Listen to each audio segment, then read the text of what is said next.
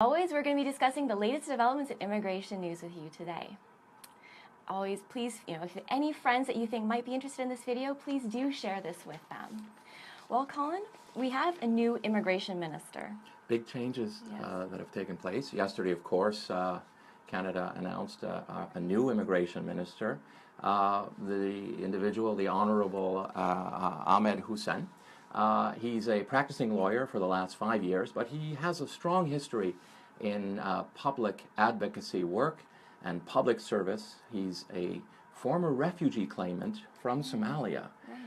So he came to Canada in 1993, and it's quite interesting that Canada now has, as an immigration minister, an individual who's very, very familiar with Canada's immigration system. A practicing lawyer. He obviously became a late practitioner, went to University of Ottawa and became licensed to practice in 2012 or 13, I think 12. So he doesn't have a long history as a lawyer, but I think what's important is he has an accolade. He's got a long history and accolades in public service. So very interesting, from many perspectives. What can we expect? Well, realistically, the heavy lifting that was done has already been done. Exactly, yes. The heavy lifting in terms of immigration policy has really been done by the former immigration minister, John McCallum, who will be appointed as ambassador to China. He has a long history in economic policy, has worked in the immigration field for 2 years now.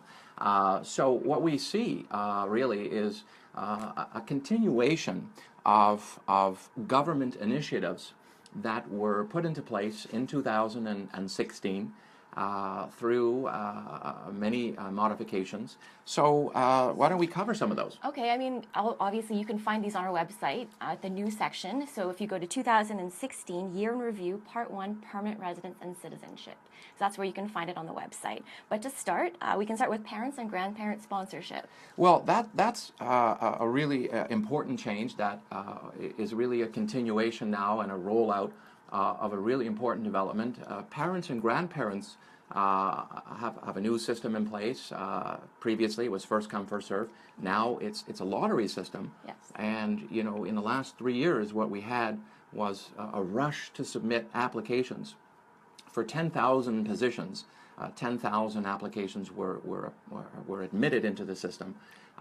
So it became unfair for many people. People were queuing in long lines, all to have a place that would really go quickly in a matter of hours. Right. So I think I think many people voiced concerns that it was an unfair system. So now what we have, and it's a new way of doing things in terms of this category of immigration, is we have a basic lottery system. So you've got the caveat here and the call out here is you have until February 2nd, if you're looking to bring in a parent or a grandparent, you have until February 2nd to submit an online form, and then the government hasn't announced when they'll do this, but they'll be selecting 10,000 people or 10,000 applications. Right, a random selection of 10,000 applications, and they'll be given 90 days to perfect their application. So that's the first, let's say, a continuation of new policy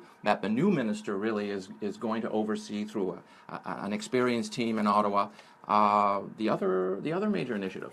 Family sponsorship. Family sponsorship really is not a major new rules that have come in place.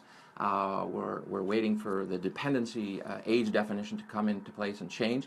That hasn't been done yet. But what we're really seeing is processing more efficient processing, a new way of processing family class, spousal and partnership applications. The stated goal is to process applications in 12 months. Now, that's something that would be hard to believe, considering where they're coming from.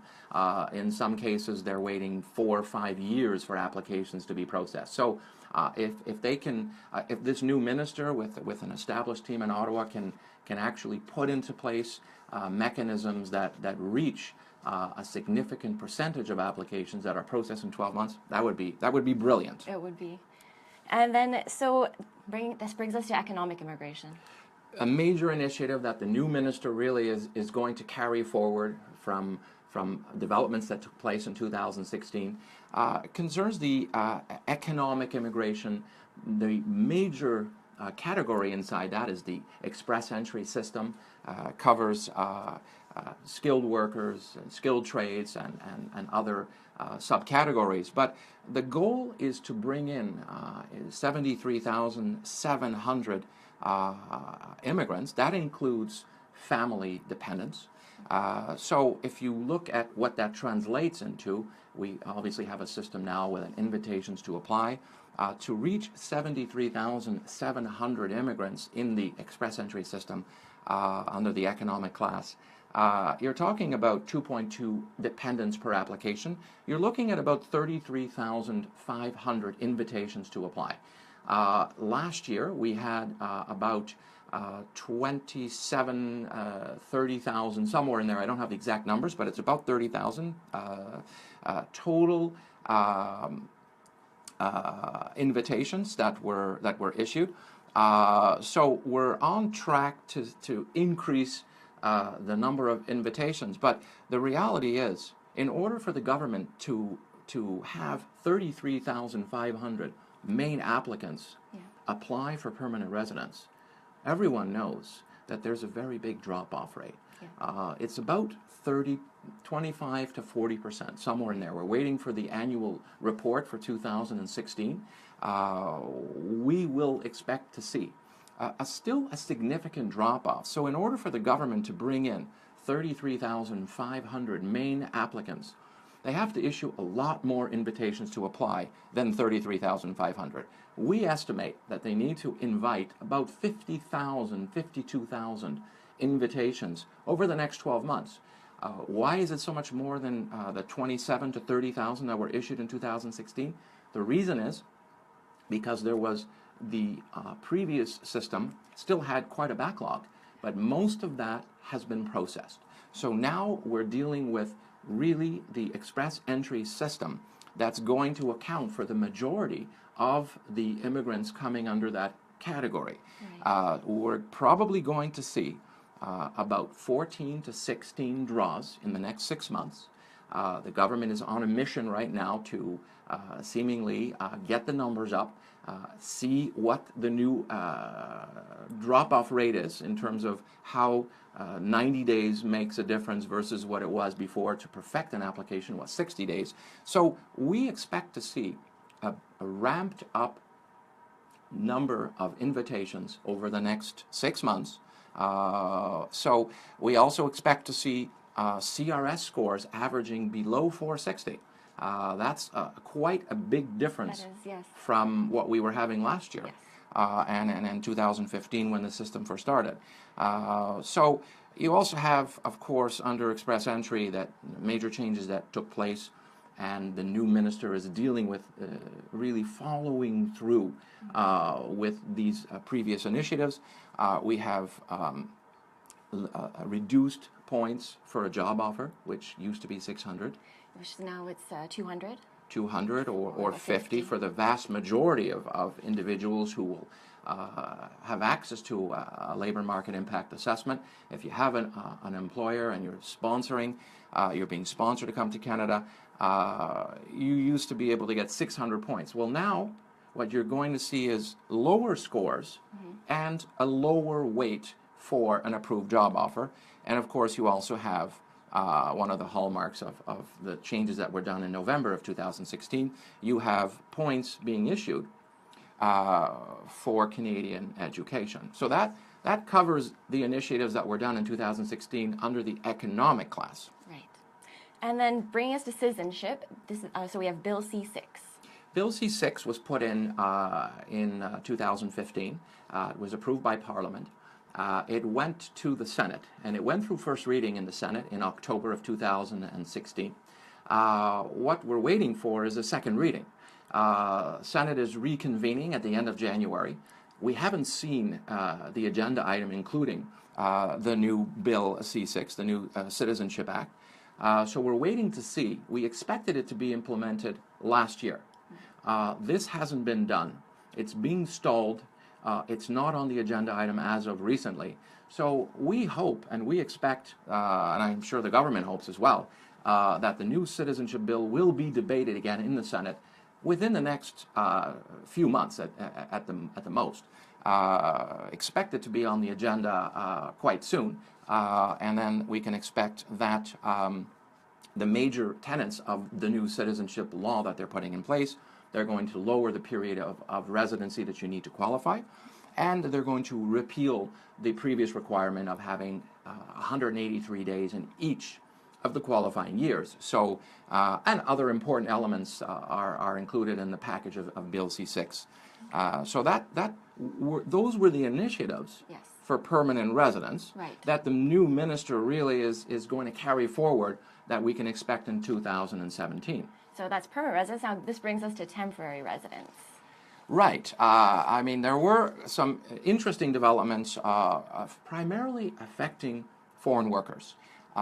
We can expect to see further initiatives, a range of initiatives. We're expecting to see a rollout of a new global skills visa that will affect the technology sector and perhaps other sectors. In a nutshell, the goal is to be able to process applications for work permits very rapidly. There's also talk for a 30-day work permit that workers will be able to use on a multiple basis inside a 12-month period. That'll eliminate the need to have to keep applying for a new work permit. So they're looking to do things more efficiently. They're putting in programs that'll allow workers to come in hopefully very quickly, because again, the theme has been long processing delays on the foreign worker LMIAs. Depends which province you were in. There's a wide range of variances. Okay. So, I mean, we've touched on this briefly earlier, but I mean, so we touched on the LMIA issue. So employers now are concerned. They're concerned with regards to the points. Big concerns on the part of employers, and I've spoken to many colleagues across the country, and some of our clients and employers are very concerned with being able to retain their workers. When you're only getting 50 points for the vast majority of workers, whereas you used to get 600 points, there will be many workers, executives, management personnel, who are in their 40s, late 30s and mid 40s, and perhaps even older, sitting with an LMIA, but it's only worth 50 points. They'll be very hard pressed to get Canadian permanent residence. Yeah. So many people are voicing concern that it's going to impact and it's going to harm the ability to retain excellent employees. So the answer to that, and I think what people need to start working on, is work on the provinces. The provinces need to start putting in good policies that are going to help their employers, because each province has their own labor market requirements. Employment does fall under the jurisdiction of the provinces. So rather than defaulting to the federal government to do all the heavy lifting and all the nuts and bolts, it's really up to the provinces to put in their own policies and programs that will help employers retain their candidates. In the worst case scenario, the employers will be able to keep renewing work permits. The cumulative time period where workers were permitted to stay in Canada used to be 4 years as a maximum for most categories, but not all. That's been removed. So really what you're going to be faced with is provinces need to start putting pressure on two fronts. Put pressure on Ottawa to increase the allocations for under each program, under each provincial nomination program. And it's really up to the provinces. As I might say, the Quebec government has done quite well in putting in excellent policies and programs. I mean, there's flaws with it as well, but they're so far ahead of all the other provinces. It's quite remarkable. So I think that the provinces need to, let's call it, invest in the employment market, help employers retain, and surely there'll be concerns on retention, but there's not a short-term solution. The reason why they put in this system and removing points for a job offer, it became a system where it was you needed a job offer, you needed to be working in Canada in order to get Canadian permanent residence. Right. That's not the system that the government wanted. That's not the system that employers wanted. And so what you now have really is a system where the value of a labor market impact assessment still can have a very important difference. 50 points for many people will, for someone who's going to be at the 380, 390, 400, 410, it'll make a big difference. So that's the concerns, and I think that's what employers need to do. Put pressure on government in their own provinces. Put in your own programs. That's great. So finally, express entry. So there's been 2 express entry draws this year. So 6,000 people have actually already received invitations to apply for permanent residence. So the first draw was on January 4th, and 2,902 people received invitations to apply. The score needed was 468. And yesterday, there was also a draw, and the score actually went down. It went down to 459, and 3,334 people received invitations. 6,000 and such in 1 week. It's the most ever under the express entry system. It's clear indication from our perspective. It's clear indication that there's movement now to get people into the system, issue invitations, because it's a tall order to bring in 72,700 individuals. It's a tall order. It seems to be, given where we've come from. And so I think we're going to see, as I said earlier, somewhere between 14 and 16 draws in the next 6 months, perhaps a much bigger number of invitations than we've seen previously. And I think what the message I guess people want to take note is, now's a good time. To apply. Now's a good time to apply. Yes. You need to begin working and gathering, the language tests that are mandatory, and getting education equivalencies, because these are time consuming. So Canada seems to be in a spot now where individuals who are not working in Canada, who have an interest in relocating here, now's a very opportune time to consider applying for permanent residence if you're a foreign, if you're overseas. That's pretty much I would say is a takeaway. And our website, a lot of you probably noticed our website has changed. It's more user friendly, and we do hope that it's easier for you to navigate the news articles, the videos, and so on. Obviously, we love to hear from you, so we've been receiving lots of positive feedback. So if you have any feedback, we also love to hear from you with regards to that. And follow us on social media, so Facebook, Twitter, LinkedIn. We have on our website the free online evaluation forms. So if you are looking to come to Canada, as we discussed, now is a great time to apply. We can go through your qualifications and get back to you and let you know what your options are. We provide excellent employment search. I mean, we're seeing that a lot of our clients are getting employment. We're having a lot of candidates receiving invitations to apply on the strength of the job offers that they have. Some are working on work permits, but a lot of our clients are receiving invitations now. So we're providing excellent assistance, not just on the immigration side, but on the employment side through our in-house global recruiters of Montreal. For employers, I want to really go out and say, we're in a position, and we do help a number of employers, and we put together both recruitment and the immigration side of things through our in-house Global Recruiters of Montreal at www.grnmontreal.com. All our fees are fixed fees, so we're not taking commissions. We're charging fees to an employer that covers both immigration and employment search recruitment. So we'll work with the employer. We'll help them put together an advertising campaign that will meet the immigration requirements. We're really knowledgeable on the ways on putting together effective marketing campaigns to recruit excellent candidates. So you probably won't find that anywhere else, I would venture to say. So I encourage employers, if you have an interest in bringing in excellent candidates, we have a great access point to many candidates that you might be looking for. And Next live stream, when's yeah, that? exciting news. It will be next Thursday. So next Thursday, please stay tuned. We'll be having our next live stream. And I think what we're going to try to do on the next live stream is really focus next Thursday at 11 a.m. We're going to focus really on questions and answers. So we're going to invite everyone to complete go to our discussion forum. Tell them about that. So on our website, immigration.ca, we have a discussion forum. So please do leave your questions there. So hopefully we can answer them next week. Did we cover everything? I do believe so. I want to just really emphasize to everyone, follow us on Facebook, follow us on LinkedIn. Our LinkedIn corporate page is an area that we do engage with a lot of people, and encourage everyone to dialogue with us. We go out to great lengths to work with you and answer your questions where we can.